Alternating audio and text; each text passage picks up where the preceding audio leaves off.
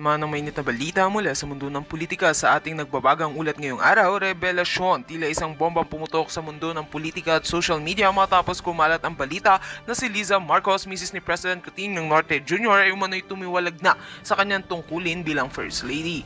Ayon sa mga hindi pa kumpirmadong ulat, si Liza Marcos ay naiulat na lumipad papuntang Europa upang magpahinga at pag-isipan ang mga personal na desisyon.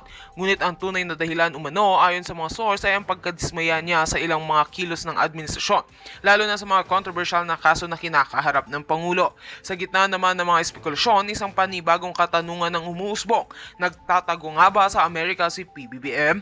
Ilang netizens ang nagpost ng mga larawan umano ng Pangulo sa New York kasabay ang mga aligasyong siya'y umiwas sa mga kasong isinampa laban sa kanya sa bansa. Ngunit wala pa ring opisyal na pahayag mula sa Malacanang tungkol dito. Samantala, nananawagan ng taong bayan ng linaw at katotohanan. Sa gitna ng kaliwat ng revelasyon, isa lang ang malinaw, ang tiwala ng publiko ay unti-unting nauuga.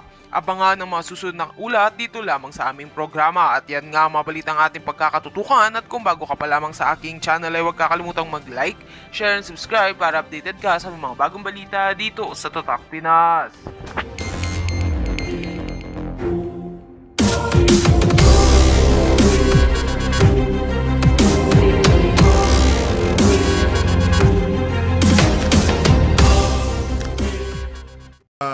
Malacanang kahapon, itinanggi lang ho nitong si Auntie Claire yung pagkakadawit di umano nitong si Lisa, yung nangyari doon kay Tantoco. Hindi walang kinalaman, wala siya doon sa lugar, hindi siya kasama sa hotel. Lahat yan gawa-gawa lang daw ho, sabi nitong si Auntie Claire, paninira lamang dito kay Lisa Araneta Marcos. Ngayon naman, yung mga tanong na talagang kating-kati yung mga tenga natin na gustong marinig, na iba to dito sa ali na to, dito kay Auntie Claire. Siyempre, sino magtatanong dyan? Walang iba kung hindi yang si Manong Ted Filon. Ito ho mga kababayan. Yo, aka Hill Billy Willie, good morning to you. And thank you for watching. Ngayon po tayo po'y mapalad at tayo po'y lubos na nagpapasalamat sa Kanya sa pagbibigay po ng panahon sa ating pong mamunting palatuntunan, sa ating pong himpilan sa True FM, ang ating po namang Undersecretary at Palace Press Officer, si Attorney Claire Castro. Madam Secretary, maganda umaga po sa inyo, ma'am. Good morning, Sir Ted. Good morning, Cha. Good morning. Morning, Attorney Beauty. At salamat po sa panahon. Si DJ Chacha, parang ano kayo Parang close kayo Attorney Beauty. Attorney, we appreciate this time na inyo po binibigay sa aming program. Okay, first things first. Ma'am, kumusta po kayo? Okay na okay. Okay, very nice. Dito po ngayon, ma'am, sa biyahe po muna ni Presidente, meron na ho ba siyang contingent? Buo na ba yung kanyang entourage, kumbaga po, na makakasama sa kanya pong biyahe? It's July 22nd po, ma'am. Yes, may makakasama po siya, pero di ko lang po alam kung may authority ako to give details on that. Mas maganda po siguro yung DFA po yung tanongin natin patungkol po sa biyahe.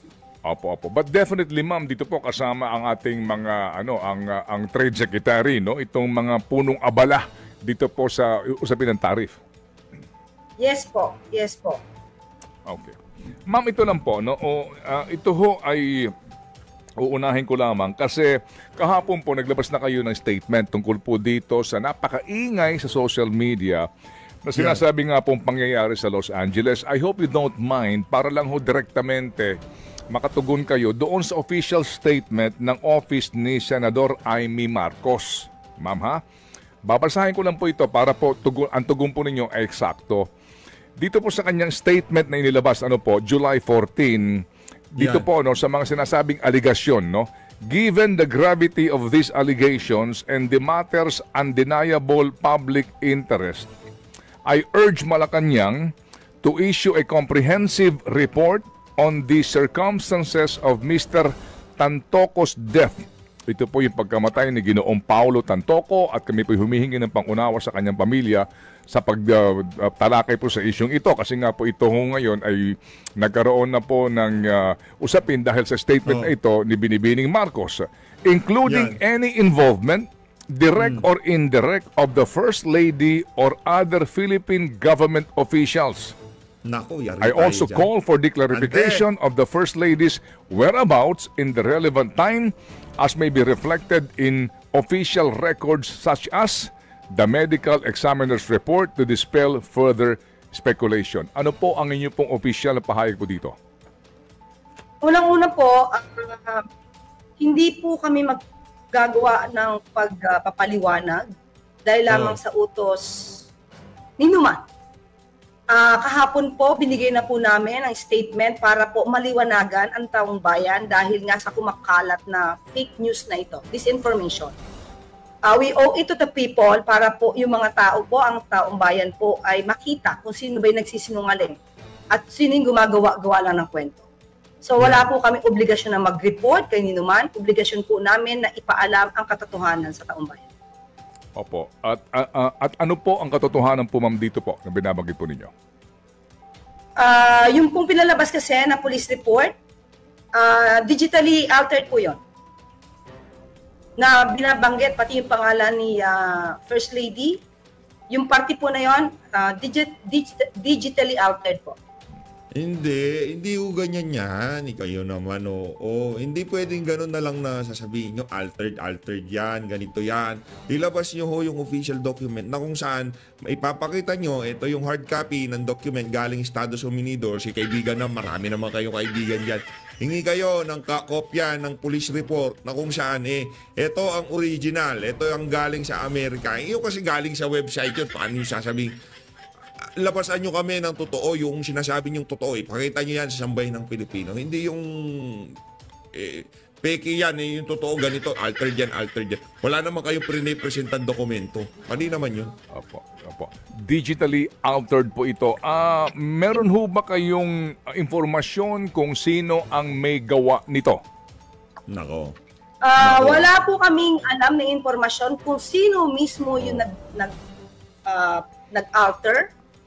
Pero kung sino yung naglabas, ang presumption, siya yung nag-alter. Presumption.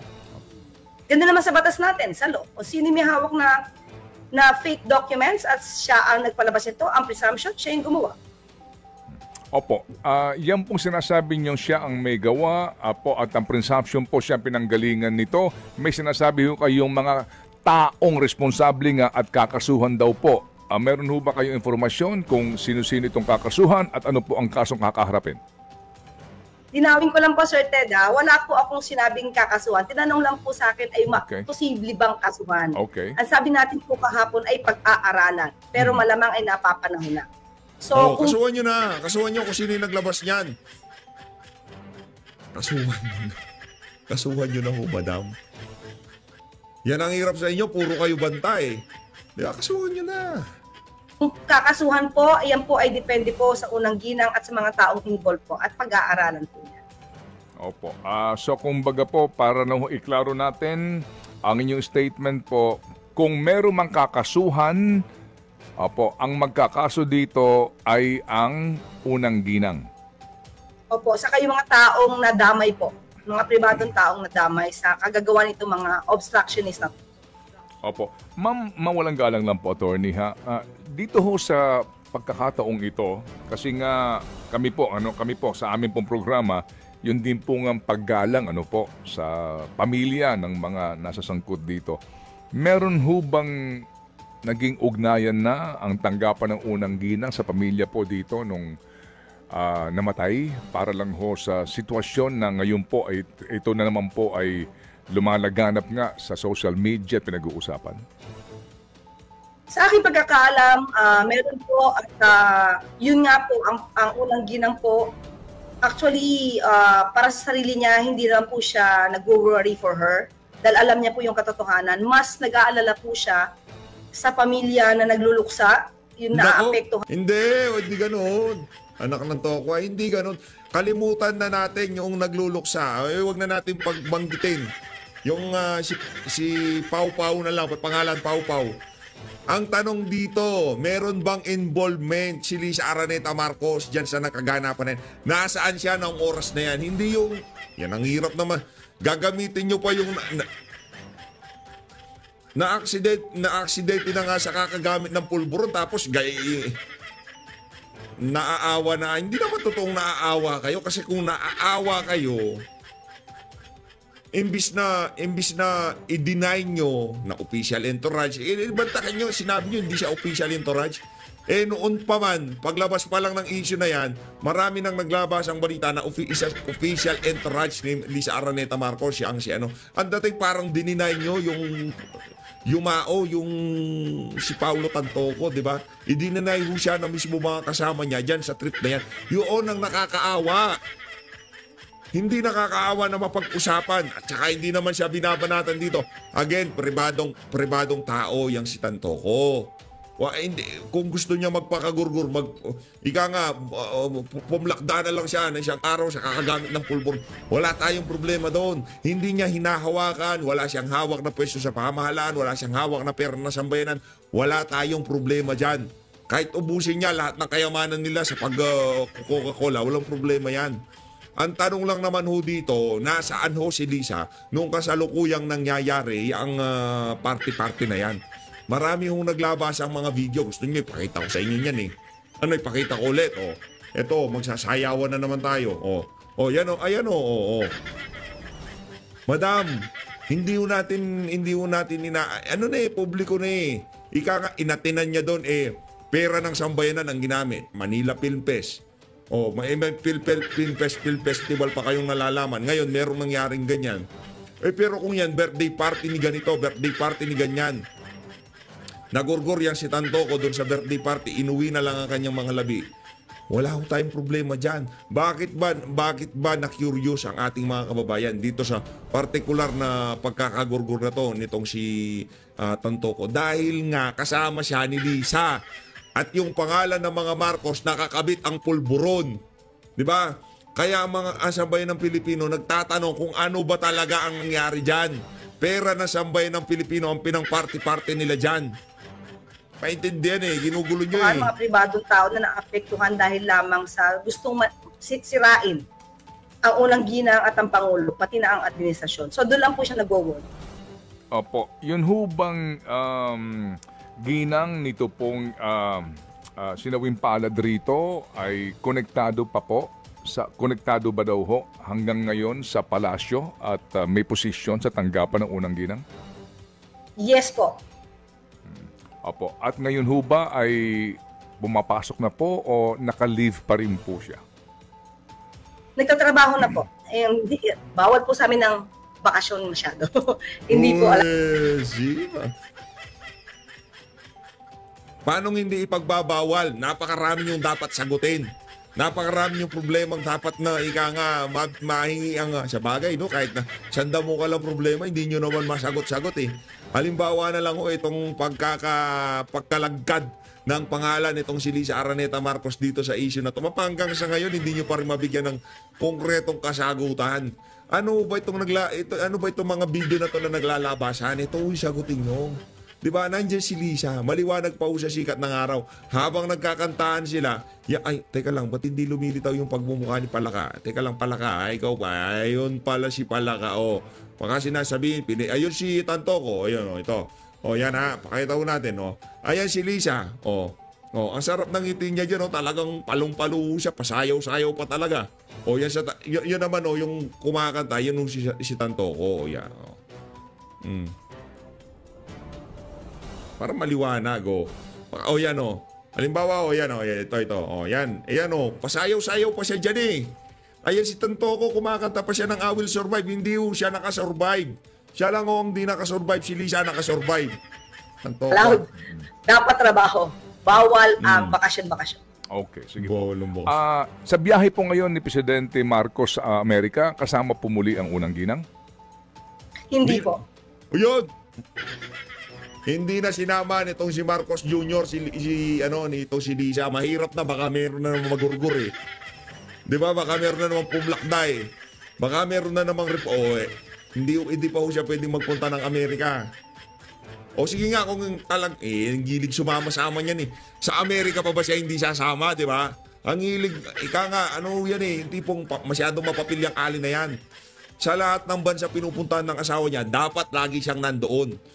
Ano ang dahilan kung bakit hindi siya sasama sa Estados Unidos pa?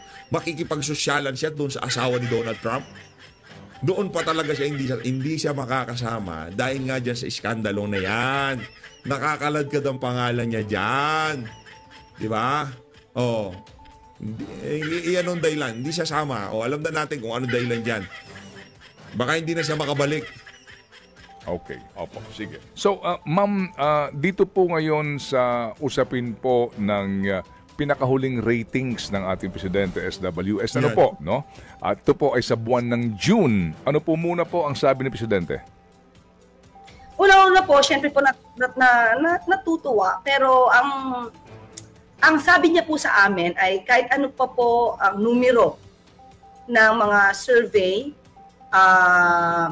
hindi po kasi siya maaapektuhan kung mababa, mataas. Siya po talaga ay tutok lamang po sa trabaho. So kung nakikita po ng taong bayan yung kanyang ginagawa, masaya po.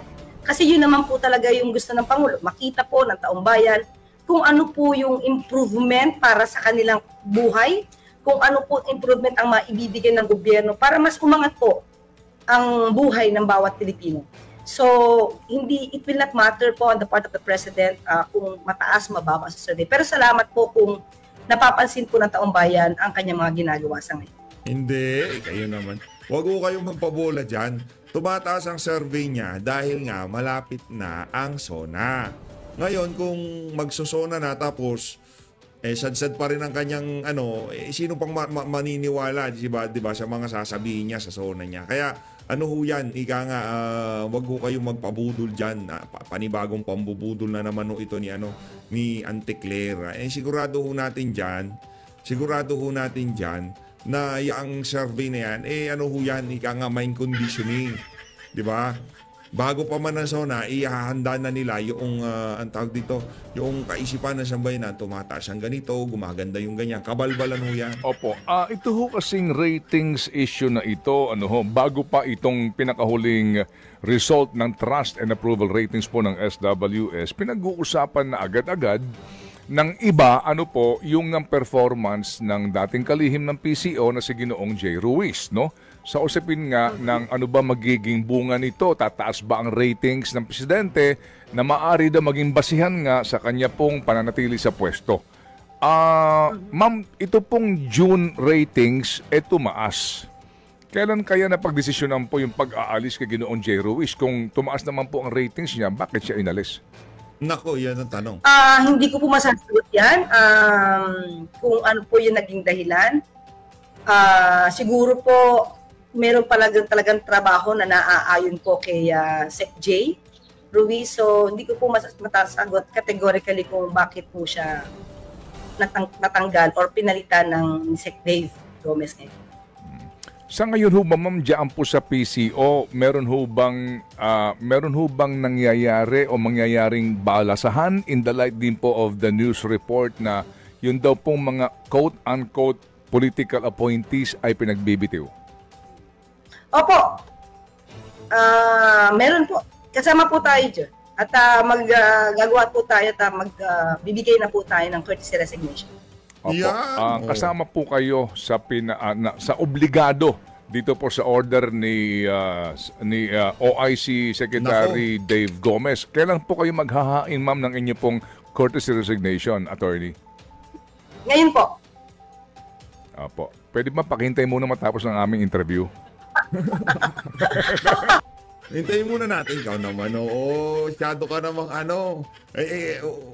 halatang hirap na ho itong yung hindi niya na ho makayanan ng pagdepensa dito sa pamilya na to. Kaya kung sakaling tanggapin man itong si Dave Gomez ang iyong resignation, ho yan, sa tingin natin, ayos lang yan, Ante.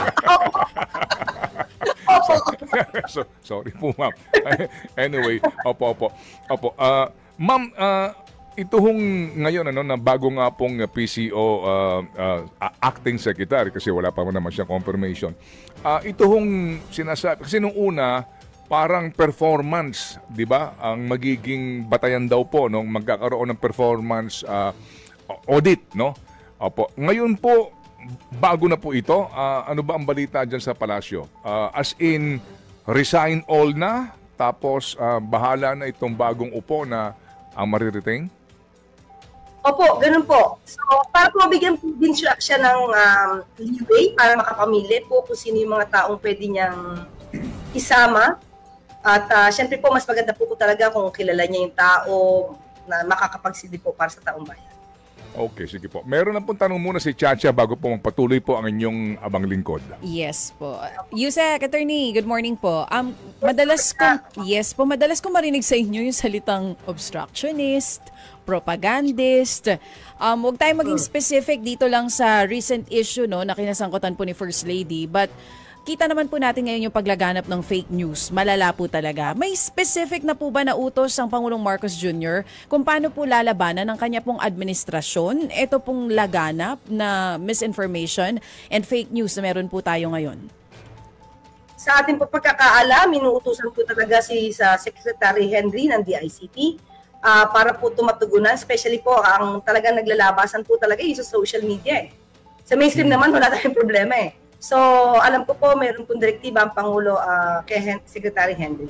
Ano pong CICC? Yes po. Kung alam niyo po, attorney, baka pwede niyo sa aming ma-share. Ano mismo ang direktiba ng Pangulong Marcos? Ang alam ko po, inaaral nila yung talaga pong mga gumagawa lamang ng fake news. Inaaral po nila kung anong mga channel to, kung anong mga platforms to, at kung sino yung mga involved dito para po kung kailangan ma-take down kasi po hindi po maganda para sa progreso ng bansa natin. Kung puro fake news ang pinapakalat nila. Kasi, at nakaka-affect na rin po ito sa taong bayan kung paano ba sila magdidesisyon ng tama dahil kung nakikita nila puro fake news. So talagang makikita po natin, bago bumaba sa pwesto ang Pangulo, hindi titigilan, tatantanan, ito po nagpapalaganap ng mga fake news? Tututukan po nila ito? Opo, tututukan po. So sa paanong paraan, kakasuhan po yung mga alam ninyo na talagang nagpapalaganap nito? Hindi po ako particular kung paano nila gagawin, pero malamang po makikipagtulungan din po sila sa ibang law enforcement agencies na. Sige, babantayan po namin yung Ang hirap no. Imbis na sagutin yung tanong ng sambayanan na kung saan kaya lang naman na-emphasize itong mga vlogger, yung mga channel, yung mga platform na nagsasalita itong mga itong mga political vlogger na to dahil nararamdaman ng mga manonood yung mga sinasabi nila. Nakikita yan ng mga manonood kung paano mag-perform ang pamahalaan. Ngayon imbis na pakinggan o basahin yung sentimiento ng sambayanan, ang gagawin nun ng administrasyon ng bangag na to, kakasuhan, tatanggalin. Yan, ganyan maggalawan ng mga diktador. Pagka hindi ka sang-ayon sa kanila, ang tawag dito, fake news ka na kagad. Gagawin ng CICC dyan po sa paglaban ng administrasyong Marcos dito sa fake news. Pero punta po tayo dito, attorney. Paano ba to, Auntie Claire? Pinapanood ko video mo. Kumbaga, ilinalabas ko ang saloobin ko dito. So, fake news na ako, ganon. Nakmanto ko. Hindi naman, wag naman tayo. Huwag masyado ng kababuyan yan pagka ganyan. Huwag naman ganyan. Sa mainit na usapin din po ngayon, yung paglaganap ng online gambling. Kaliwat kanan din po ngayon. Itong mga mambabatas natin na nagpapahayag na ng kanilang concern na dapat daw po, may mga nagsasabi, total ban ng online gambling. May mga nagsasabi namang mas higpitan daw po yung restrictions nitong mga meron na tayo ngayon na online gambling. Pero sa pakikipag-usap niyo po sa Pangulong Marcos Jr., sa pinakahuling panayam niyo, ang sinasabi ninyo, pag-aaralang maigi kung ano talaga ang dapat gawin dito. Paano po kaya babalansihin ng Pangulong Marcos Jr. yung epekto po nito ngayon sa mga naa-addict na sa online gambling, maging yung economic gains din naman na naibibigay nito sa bansa po natin? Actually, ito po, since wala pa nga pong pahayag ang Pangulo patungkol po sa online gaming, tingin ko po, babalansin po talaga ng Pangulo kung paano ito bibigyan ng solusyon. Unang-una po kasi, dapat aralin din po ng ilang mga mababatas natin, hinay-hinay po muna tayo sa mga pagsasalita or pagbibigay ng suggestion. Aralin po ito ng malalima. Kasi meron pong napag-alaman na yung isabong po, di ba po yan po ay naban? 2022. Okay? Hanggang po yan ay ban po. Pero marami pong pumasok na illegal. Na Shoutout doon sa kanya, doon sa isang vlogger ha, ano yung talpakan yung kanyang advertisement una pa lang ng kanyang video. Kilala niyo siguro yun. Yung wala nang ginawa sa buhay niya kung hindi banatan, manira ng ibang tao sa kanyang mga content. Yun, yung content creator na yun. Maraming follower yun eh. Wag ko, di ko na sasabihin pangalan. Bahala na ko kayo, hanapin nyo. Yun, siya bagay vlogger yun ng administrasyon. Kaya hindi nila babanatan yan. Diyan kayo magaling. Pagka usaping Pogo, ang bibilis nyo. Pogo ban. Mga hindi naman mga Pilipino naglalaro dyan. Di ba?